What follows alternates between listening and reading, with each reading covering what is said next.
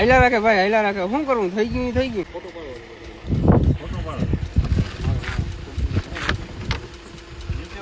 ભલે વાંધો નહીં. નીચે રાખી દે. કુમરી ખાતા ખાતા ડાયરેક્ટ કેનાલની અંદર પડી ગઈ. તો મિત્રો આપણી પાસે સીસીટીવી કેમેરાના ફૂટેજ પણ મળી ગયા છે અને ઘણા લોકોએ જોયા હશે, ઘણા લોકોએ નહીં જોયા હોય. સ્વાગત છે મિત્રો તમારા બધાનું આપણા યુટ્યુબ ચેનલના વીજળીને તડાકા ભડાકા જેવા વિડીયોની અંદર. તો મિત્રો હર વખતે જેમ નથી આ બ્લોગ કે નથી આ વિડીયો, આ છે એક મોટી દુર્ઘટના જે તમે થંબનેલ અને ટાઇટલ જોઈને તમને ખબર જ પડી ગઈ છે. ડોક્ટર ભરત આયરનું થઈ ગયું છે મોટામાં મોટું એક્સિડન્ટ, જેના તમને સીસીટીવી કેમેરા મને મળી ગયા છે અને આપણે એના વિડીયો અને ફોટા તમે બધા ઘણા જોયા છે. સીસીટીવી કેમેરા તમે નહીં જોયા હોય તો આપણે આ વિડીયોમાં બતાવવાના છીએ અને કઈ રીતે એક્સિડન્ટ થયું અને કેટલાની સ્પીડે ગાડી હતી અને કઈ જગ્યાએ એક્સિડન્ટ થયું આપણે આ વિડીયોમાં ચર્ચા કરવાના છીએ. તો આપણી ચેનલ ઉપર નવો ચેનલ સબસ્ક્રાઇબ કરી નાખો, વિડીયો જરાક લાઈક કરી નાખો. સૌથી પહેલા આપણે એ જોવાના છે કે ભરતભાઈની ગાડી વેરના ગાડીમાં કઈ રીતે એક્સિડન્ટ થયું અને ગાડીમાં શું નુકસાન થયું છે આપણે આ વિડીયોમાં આગળ જોવાના છે. તો મિત્રો આપણી પાસે સીસીટીવી કેમેરાના ફૂટેજ પણ મળી ગયા છે અને ઘણા લોકોએ જોયા હશે, ઘણા લોકોએ નહીં જોયા હોય તો આપણા વિડીયોમાં આગળ બન્યા રહેજો. આપણે આ સીસીટીવીના ફૂટેજ આપણે આગળ બતાવવાના છે, તો વિડીયોમાં અંત સુધી બન્યા રહેજો.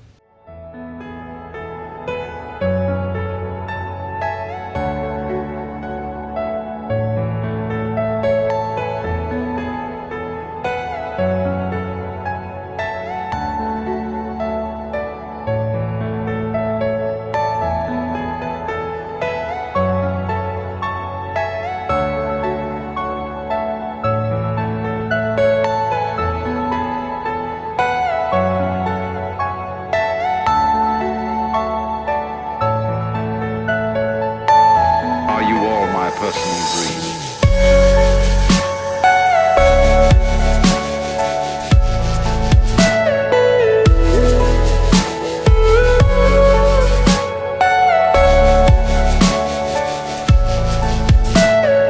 Everything you know is in your mind.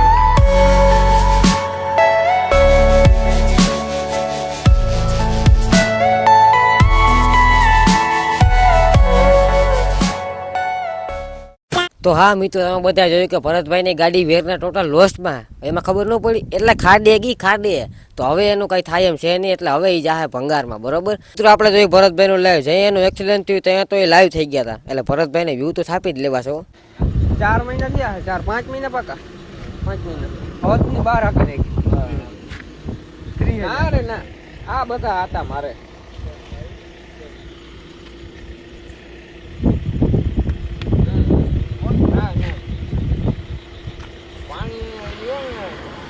પકડ માસી ફાકી ખાઈ લો. ફાકી નથી દેખાડવી. હાઈલા રાખે ભાઈ, હાઈલા રાખે. શું કરવું? થઈ ગયું થઈ ગયું. હા ગોપાલ ખાધું ફાકી. ઘણા બેઠા શું કહેતા ખબર અટાણા એને હરખો બહુ હતો આંકવાની. ગામમાંથી આમ નીકળતો ને આમ નીકળતો, મને ખબર જ છે. એમ જ કહેતા હાલો ભાઈ અમારી ગાડી પોસ્ટ થવા આવી ગઈ છે. પોરબંદર વાળો છે. હા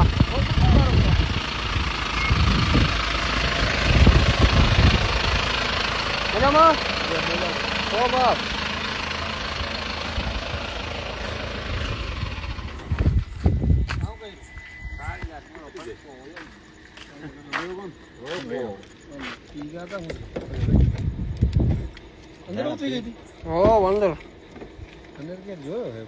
મને જોયો કે ક્યાં જોયો?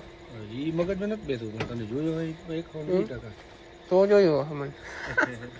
યુટ્યુબર હે ભાઈ, ભરતભાઈ યુટ્યુબર. જોયો હે ફાઇનલ છે.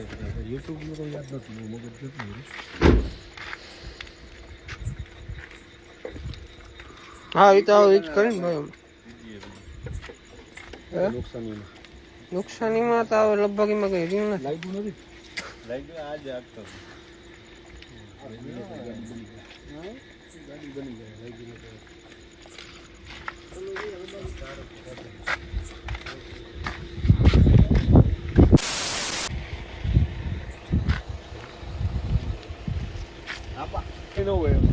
સવારે જવાનું કાગડિયા બધું લઈને તમારે સાંજ સવારે જવું ને સવારે જવું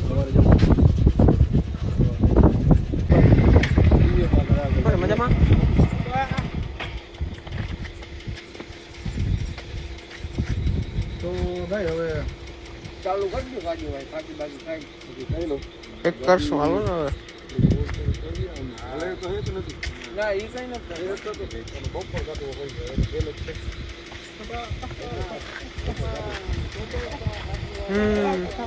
લાવજો ને હવે વાહ ઓલા ટ્રેનમાં રહી જાય એક ગાડી મંદર વાહે વાયરિંગ ને ઉપર જ ભાઈ ઉપર હમણાં ઉપર જ ફોટો પાડો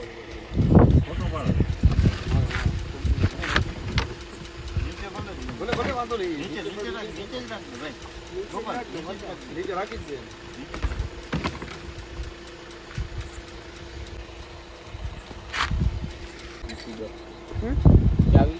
ચાવી પાણી પડી ગઈ ચાવી જ નંબર આ છે ને જો આ અંદર કરી ગયું એવું નથી લાગતું હે આમ અંદર કરી ગયું કે નહીં બધું એટલો જ પેસ્ટળ હોય બોનટ ઉપર જ આખો વજન એવો ડાયરેક્ટ તો મિત્રો તમે બધા ભરતભાઈનું લાઈવ જોયું કે જેમાં ગાડીને બહાર કાઢી લેવામાં આવી હતી અને જેસીબી દ્વારા ગાડીને બહાર કાઢવામાં આવી હતી અને લાઈવ થયા ત્યારે જ ટોઈંગ વાળાની ગાડી આવી સીધી ગાડીને શોરૂમે ખસેડવામાં આવી અને હવે ભરતભાઈને આપણે પૂછીશું એક મોસ્ટ ઇમ્પોર્ટન્ટ પ્રશ્ન કે એની ગાડીનું એક્સિડન્ટ કઈ રીતે થયું અને ગાડી કેટલાની સ્પીડે હતી. હવે ઘણા લોકોનો એવો પ્રશ્ન છે કે એની ગાડી ઓવર સ્પીડમાં હતી. તો તમારા બધાના પ્રશ્નનો જવાબ દે ડોક્ટર ભરતભાઈ લગાડિયા. ટૂંકમાં હું છે ને અહીંથી ખંભાળિયા જતો હતો, અહીંથી લગભગ 3-3:30 વાગે ખંભાળિયા નીકળ્યો હતો અને ત્યારે મેં ઇન્સ્ટાગ્રામની અંદર લાઈવ કર્યું હતું. હા મેં લાઈવ કર્યું હતું, પણ લાઈવ હું જતો હતો ને ત્યારે કર્યું હતું, રિટર્નમાં નહોતું કર્યું. અને મારી દુર્ઘટના બધી બની છે રિટર્નમાં, બરાબર. એટલે લાઈવનો તો કોઈ પ્રશ્ન જ નથી એમાં કે લાઈવ ચાલુ હતું અને ભરતનું એક્સિડન્ટ થયું. એ બધી વસ્તુ ખોટી છે. પબ્લિકે તો ઘણા બધા પ્રશ્નો ઉદ્ભવ્યા છે કે ટૂંકમાં એક્સિડન્ટ કઈ રીતના થયું, કે ટૂંકમાં લાઈવ હતો એટલે એક્સિડન્ટ થયું છે, ચાલુ ગાડીએ વિડીયો બનાવતો હતો એટલે એક્સિડન્ટ થયું છે અને વીમો પકાવવા માટે આવું બધું કર્યું છે. ઘણા લોકોને બધા અલગ અલગ પ્રશ્નો છે, પણ મને સાચી ખબર છે કે હું થયું હતું, હું નહોતું થયું. પછી માણસ તો મોટી મોટી વાતો કરી નાખે, બરાબર હોય. ઘણા બધા લોકો હોય નાનકડી વાતને મોટી વાત કરવા માટે 24 કલાક અવેલેબલ હોય, 24 hours, બરાબર. એટલે પબ્લિકને કોઈ ક્યારેય પૂગ્યું નથી અને કોઈ પૂછશે પણ નહીં, તો હું ક્યાંથી પૂગું. માણસને ભલે અલગ અલગ વાતો કરવી હોય કરે, પણ રિટર્નની અંદર આવતો તો હું અને ગોલાઈ હતી, ગોલાઈ ઉપર કાંકરી પડી હતી. હવે ગોલાઈ આવે એટલે આપણે બ્રેક તો મારવાના છીએ. બ્રેકને અડ્ડા ભેરી તો ગાડી કાંવે ચડી ગઈ, ટૂંકમાં આખી રોલ થઈ ગઈ બ્રેક ને બધું. કંઈ ખબર ના પડી, 3 સેકન્ડની અંદર આખો આમ એવી વસ્તુ બની ગઈ ને કે ભાઈ આપણે કોઈ દી વિચાર્યું પણ ના હોય. બહુ મોટી કહાની છે. ટૂંકમાં એને વર્ણન કરવા બેહું ને તો કલાક એક નીકળી જાય, કારણ કે એવી બધી ઝીણી ઝીણી વસ્તુ મેં નોટિસ કરી છે ને કે ભાઈ ગાડીની અંદર આપણે બેઠા હતા, એકદમ કમ્પ્લીટ ગાડી જતી હતી. આપણે ખબર હોય કે આપણે હાથમાં ગાડીનું સ્ટેરિંગ છે તો આપણે કંટ્રોલ કરી શકશું કે નહીં કરી શકીએ, આપણે બધી ખબર જ હોય, ત્યાં જ આપણે લીવર મારતા હોય, બરાબર. અને ઓવર સ્પીડ પણ નથી. ઘણા લોકો એમ કહેશે ઓવર સ્પીડ હતી. આ ઓવર સ્પીડની સ્ટોરી મેં મેળવી હતી, પણ એ 15 મિનિટ પહેલાં મેળવી હતી. અને જ્યારે આ ઘટના બની ને ત્યારે જરાય ઓવર સ્પીડ નથી. ગોલાઈ આવી, ગોલાઈની અંદર કાંકરી પડી હતી, વરસાદી વાતાવરણ હતું અને બ્રેક મારી એટલે ગાડી ડાયરેક્ટ ઘૂમરી ખાવા માંડી. ઘૂમરી ખાતા ખાતા ડાયરેક્ટ કેનાલની અંદર પડી ગઈ, બરાબર. અને મોટી વાત તો એ કહેવાય કે મને કંઈ નથી થયું અને બીજા લોકોને પણ કંઈ નથી થયું. બાકી સામેવાળા કોઈ ભાઈને લાગે તો લેવા નકર દેવા પડી જાય, અને મને પણ કંઈ નથી થયું.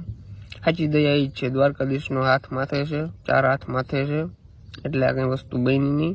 ગાડી તો ભાઈ આજ છે કાલ નથી, બીજી પણ લઈ લેશું, બરાબર. એ ગાડીનો અફસોસ એ નથી ભાઈ, ગાડી મેં બહુ આંકી હતી. એવી બધી ઘટના હતી.